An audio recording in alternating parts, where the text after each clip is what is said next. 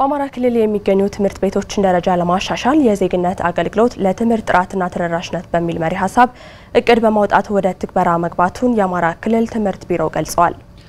በዚህ ጉዳይ ላይ ተጨማሪ መረጃ ሊያደርሱን የቢሮ የህዝብ ግንኙነት ኃላፊ አቶ ጌታቸው ቢያዝን እዚህ ስቱዲዮ ተገኝተዋል። አቶ ጌታቸው ስለ ጊዜው እጅግ አድርጌ አመሰግናለሁ። የመጀመሪያው ጥያቄ ላደርገውና በክልሉ ከደረጃ በታች የሆኑ ትምህርት ቤቶችን ደረጃ ለማሻሻል የታቀዱ እቅዶች ካሉ ምን ይመስላሉ? እሺ እኔም እጅግ አድርጌ አመሰግናለሁ። እንግዲህ የትምህርት ቤቶችን ደረጃ ለማሻሻል በተለይ የአማራ ክልል ትምህርት ቢሮ ምንድነው እየሰራቸው ያሉ ስራዎች ብለን ስንወስድ እንደምታውቁት ቅድም እናንተም ላይ እንደተገለጹት ትምህርት ቤቶቻችን ደረጃቸው በጣም አሳሳፊ ላይ ነው ያሉት በግብዓት ሂደትና ውጤት ብለን ስንለካቸው ማለት ነው። ከዚያ አኳያ አብዛኞቹ ትምህርት ቤቶቻችን ከደረጃ በታች በመሆናቸው የተለየ እቅድ የተለየ ስትራቴጂ ያስፈልጋል ብለን አንደኛው የታቀደው እቅድ ምንድነው የዜግነት አገልግሎት ለትምህርት ጥራትና ተደራሽነት የሚል የ3 ዓመት ስትራቴጂክ እቅድ ተዘጋጅቷል። ይህ ስትራቴጂክ እቅድ የለያቸው ችግሮች አሉ። አንደኛው የቅድመ መደበኛ ትምህርት ቤቶችን በማስፋፋት ረገድ ያለውን ተግዳሮት መፍታት አለብን የሚል ነው አንዱ። ሁለተኛው የሁለተኛ ደረጃ ትምህርት ቤቶች የተደራሽነት ችግር አለ። አሁን ያሉን ሁለተኛ ደረጃ ትምህርት ቤቶች 600 እና ከዚያ በላይ ናቸው። በጣም ከአማራ ህዝብ ቁጥር እና ከስፋቱ አኳያ በጣም ውስን ናቸው። ሶስተኛው የትምህርት ቤቶች ደረጃ ችግር በጣም አሳሳቢ ነው። ቅድም እንደተገለጸው አብዛኛው ትምህርት ቤቶቻችን ቅድመ መደበኛ ላይ ብንወስድ ሁለተኛ ደረጃ ትምህርት ቤት ላይ አንደኛ ደረጃ ላይ ብንወስድ ደረጃቸው ከ80% በታች ናቸው ያሉት እና ከዚያ አኳያ እነዚህን ማሻሻል አለብን የሚሉት ችግሮች ተለይተዋል። አራተኛው ደግሞ የተለየው ችግር ደግሞ ልዩ በየዞኑ ልዩ ሁለተኛ ደረጃ ትምህርት ቤቶችን መገንባት አለብን የሚል እነዚህን የተለዩ ችግሮች እቅድ አቅደናል። አንደኛው የዜግነት አገልግሎት ለትምህርት ጥራትና ተደራሽነት የሚለው እነዚህን ጥያቄዎች የሚመልስ ነው። ቅድመ መደበኛ ላይ በ3 ዓመት ውስጥ ምን መስራት አለብን? የቅድመ መደበኛን ችግር እንፈታለን ስንል ከተደራሽነት አኳያ ከሽፋን አኳያ ያለውን ችግር ትምህርት ላይ የሚፈታለን እሱ ስለሆነ በ3 ዓመት ውስጥ ሚርሊ በየአመቱ 4000 ቅድመ መደበኛ ትምህርት ቤቶችን ገንብተን በ3 ዓመት ውስጥ 12000 ቅድመ መደበኛ ትምህርት ቤቶችን እንገነባለን የሚል ነው አንዱ እቅድ የተመለሰው። ከሁለተኛ ደረጃ ትምህርት ቤቶች አኳያ አሁን ያሉ 600 ምናምን በጣም ውስን ናቸው።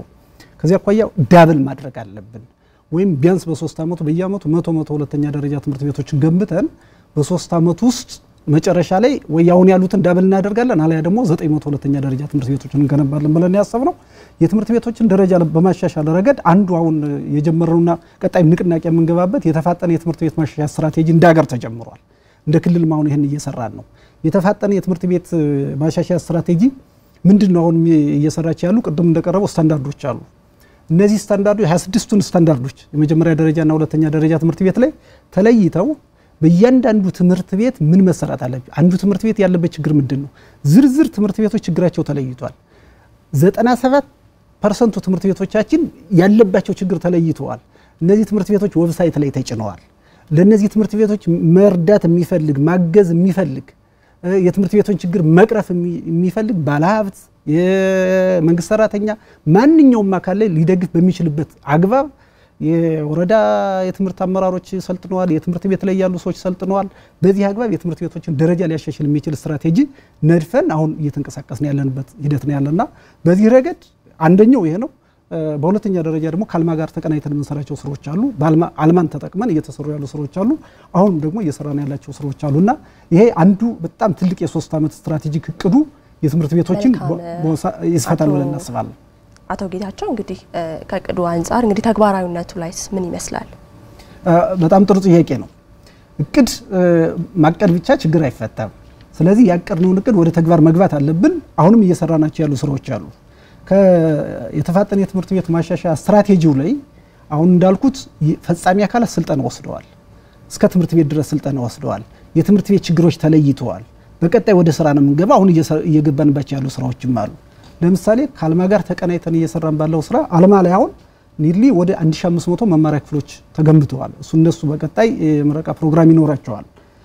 ወደ 2876 መማሪያ ክፍሎች በመጠናቀቅ ላይ ናቸው ያሉ ወደ 1000 የሚሆኑ ደግሞ ቀጣይ እንደዚህ የሚጠናቀቁ ነው የሚሆኑ። እንዳጠቃላይ በትምህርት ስርዓታችን በዚህ ዓመትም ከ10000 በላይ መማሪያ ክፍሎችን ተገንብተዋል፣ ጠግነናል። ግን ይሄ በቂ አይደለም ነው። አሁን እየሰራን ያለ ስራ አለ። ባለሀብቱ እየተሳተፈበት እየሰራናቸው ያሉ ስራዎች አሉ። ግለሰቦች እየተሳተፉ እየሰራንባቸው ያለው በመንግስት በጀት ጭምር እየተሰሩ ያሉ ስራዎች አሉ። ግን በዚህ በተናጥል በዚህ መንገድ የትምህርት ችግሮችን በተለይ ከትምህርት ቤት መሻሻል ጋር ከግንባታ ጋር ከተደራሽነት አኳያ ያሉ ችግሮች መፍታት አንችልም ነው። ስለዚህ በተደራጀ አግባብ አሁን ቅድም ባልኩት እቅድ እና ባልኩት ስትራቴጂ በቀጣይ ከሐምሌ ወር ጀምረን ወደ ንቅናቄ የምንገባበት ነው። በስፋት ያሉ ችግሮችን በ3 አመት ውስጥ መፍታት እንችላለን ብለን አስበን አሁንም ወደ ተግባር ገብተናል። ቀጣይ ደግሞ በስፋት በንቅናቄ የምንገባባቸው ነገሮች አሉ። መልካም አቶ ጌታቸው ቀደም ብለው ሲያነሱልኝ እንደነበሩ በዚህ የ3 አመት እቅድ ውስጥ በየአመቱ 4000 ትምህርት ቤቶችን በ3 አመት 12000 ትምህርት ቤቶችን ለመገንባት አቅደዋል። ቀደም ብለውም ሲያነሱልኝ እንደነበረው ከአልማ ጋር እንዲሁም ከባለ ሀብቶች ጋር እየሰራችሁ እንደሆነ ገልጻችሁልኛል። ይህንን ስራ ይበልጥ ለማጠናከር ማን ነው ባለድርሻ አካል? ከማንስ ምን ይጠበቃል? ትክክል ነው። እንግዲህ ትምህርት እንደምታውቁት ትውልድ የሚገነባበት ነው። እኛ ዛሬ እዚህ ላይ ያለን ሰዎች ከዚህ በፊት በተገነቡ ትምህርት ቤቶች ነው ተምረን እዚህ የደረስነው። የቀጣይ ልጆቻችን የቀጣዩ ትውልድ ደግሞ እኛ ከተማርንበት ትምህርት ቤት በተሻለ መንገድ መማር አለበት። ይሄን ለማድረግ ደግሞ ትምህርት የማይመለከተው ሰው አይኖርም። ትምህርት ሁሉም ዜጋ መገንቢያ ተቋም ነው። ከዚህ አኳያ ከማን ምን ይጠበቃል? አንደኛው መንግስት በራሱ የሚሰራው ስራ አለ። ከመንግስት በራሱ የሚሰራው ስራ አለ። ከመንግስት የሚጠበቀው ነገር አለ።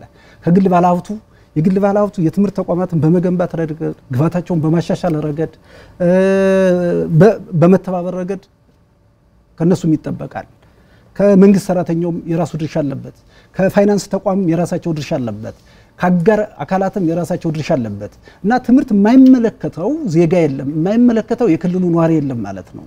ከዚህ አኳያ ሁሉም የትምህርት ተቋማትን አቶ ጌታቸው ካለን ሰዓት አንፃር ጠቅለል ቢያደርጉልን ሀሳቦችን። የትምህርት ተቋም የማይመለከተው እንትን የለም። የትምህርት ቤት ደረጃ በማሻሻል የማይመለከተው አካል የለም እና ሁሉም የግል ባለሀብቱም ድርጅቶችም የመንግስት ተቋማትም በአጠቃላይ የክልላችን ነዋሪም ዲያስፖራውም ሁሉም የትምህርት ተቋማትን በማሻሻል በመገንባት ችግራቸውን በመቅረፍ ረገድ ርብርብ ማድረግ አለባቸው። ንቅናቄው ላይም ንቁ ተሳታፊ ሆኖ መስራት አለባቸው። ቅድም እንዳልኩት የሲፕ ካምፔን የሚል አንድ ፖርታል አለች። 97% ትምህርት ቤቶች እዚያ ፖርታል ላይ ተጭነዋል።